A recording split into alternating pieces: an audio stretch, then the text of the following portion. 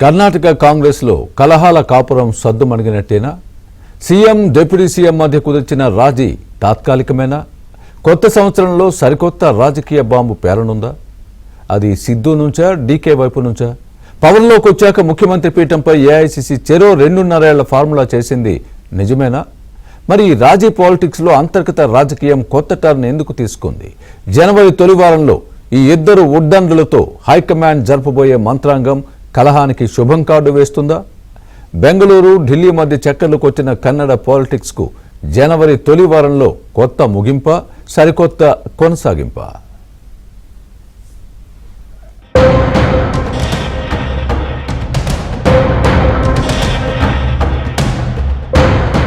కర్ణాటకలో 2023లో జరిగిన అసెంబ్లీ ఎన్నికల్లో కమల సర్కారును గద్దె దించి అధికారాన్ని హస్తగతం చేసుకుంది కాంగ్రెస్. 135 సీట్లతో గ్రాండ్ విక్టరీ కొట్టడంతో ముఖ్యమంత్రిగా సిద్దరామయ్యకు పగ్గాలు అప్పగించింది అధిష్టానం. 2.5 ఏళ్లు దాటినా కూడా సిద్దు పీఠం పదిలమా కాదా అన్న దానిపైన స్పష్టత లేదు. ఎందుకంటే ఎన్నికలకు ముందు పీసీసీ చీఫ్ గా ఉన్న డీకే శివకుమార్, సిద్దరామయ్య మధ్య 2.5 ఏళ్ల అధికార పంపిణీపై ఏఐసీసీ స్థాయిలో ఒక ఒప్పందం కుదిరిందన్న వార్తలు అప్పట్లో చక్కర్లు కొట్టాయి. సీఎంగా సిద్దరామయ్య, ఉప ముఖ్యమంత్రిగా డీకే శివకుమార్ పాలనలో బిజీగా గడిపారు. 2.5 ఏళ్లు ఇట్టే గడిచిపోయాయి.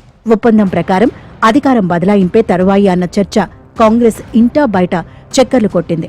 గత కొన్ని నెలలుగా అధికార బదలాయింపు ఖాయమన్న ఊహాగానాలు కన్నడ కాంగ్రెస్ లో అంతర్గత కొమ్ములాటలకు దారితీసింది. ఢిల్లీ, బెంగళూరు మధ్య పొలిటికల్ ఫైట్ నాన్ స్టాప్ గా నడిచింది.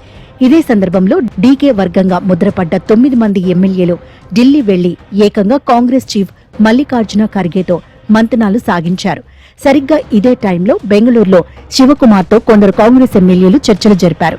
మంత్రివర్గంలో ఉన్న ఖాళీల కోసమే సదరు శాసనసభ్యులు తనను కలిశారని అప్పట్లో వివరణ ఇచ్చుకున్నారు డీకే. గ్రూపు రాజకీయాలు చేయడం తన రక్తంలో లేదని తేల్చి చెప్పిన డీకే 140 మంది శాసనసభ్యులు తన వర్గమే అని చెప్పుకొచ్చారు. ఎక్కడ కృషి ఉంటుందో అక్కడ ఫలం ఉంటుంది, ఎక్కడ భక్తి ఉంటుందో అక్కడ భగవంతుడు ఉంటాడు అని డీకే ఎక్స్ లో చేసిన పోస్ట్ అప్పట్లో కర్ణాటక రాజకీయాల్లో పెను సంచలనంగా మారింది. తర్వాత హైకమాండ్ రంగంలోకి దిగడం, ఇరు వర్గాలను శాంతింపచేయడం, సిద్దరామయ్య, డీకే మధ్య విందు రాజకీయంతో రాజీ కుదర్చడం లాంటి పరిణామాలు చకచకా జరిగిపోయాయి.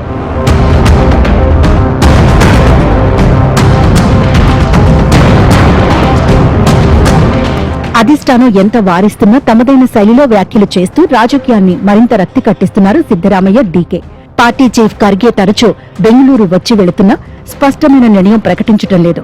ముఖ్యమంత్రి, ఉప ముఖ్యమంత్రి మధ్య ఏమీ లేదన్నట్లు అంతా బాగుందనే భావన కల్పిస్తున్నారు. నాయకత్వ మార్పు ఉంటుందా ఉండదా అన్న విషయం పక్కన పెడితే ఈ విషయంపై అధికార, విపక్షాల్లో రాజకీయాలు మాత్రం శరవేగంగా మారుతున్నాయి. ఒకవేళ సిద్దరామయ్యను సీఎం పీఠం నుంచి తప్పిస్తే ఆయన వర్గంలో అలజడి గ్యారంటీగా వస్తుంది. ఒకవేళ సిద్దరామయ్యని కంటిన్యూ చేస్తే డీకే శిబిరంలో అసహనం చెలరేగుతుంది.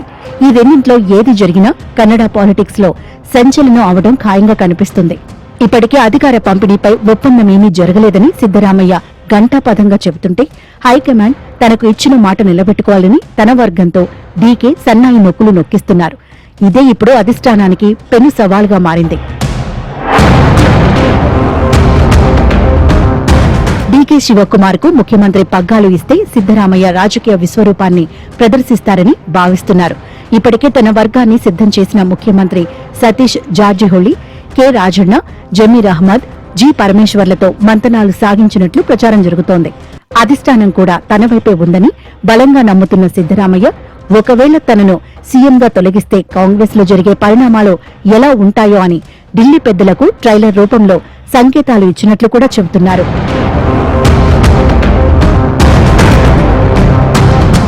డీకే ముఖ్యమంత్రి అయితే ఆయన నాయకత్వంలో తమ రాజకీయ భవిష్యత్తుకు డోకా ఉండదని ఊహించుకుంటున్న యువ ఎమ్మెల్యేలు ప్రత్యామ్నాయ మార్గాలను అన్వేషించే ప్రమాదం కాంగ్రెస్ ను కలవరపెడుతోంది.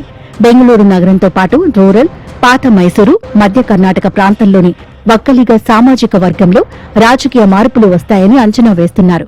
ఇప్పటికే ఒక అడుగు ముందుకు వేసిన Karnataka BJP chief by Vijayendra ముఖ్యమంత్రి పీఠం డీకే శివకుమార్ కు ఇచ్చేందుకు సిద్ధపడినట్లు ప్రచారం నడుస్తోంది. ముఖ్యమంత్రిగా డీకే ఉంటారని, డిప్యూటీ సీఎంగా తాను ఉండేందుకు సిద్ధమని కమలదళంలో జోరుగా చర్చ నడుస్తోంది. అయితే తాను కాంగ్రెస్ సైనికుణ్ణి అని పదే చెప్పే డీకే శివకుమార్ ఆయన శ్రమకు సరైన కూలీ ఇవ్వకపోతే సంచలన నిర్ణయం తీసుకున్నా ఆశ్చర్యపోనక్కర్లేదంటున్నారు కర్ణాటక రాజకీయ విశ్లేషకులు.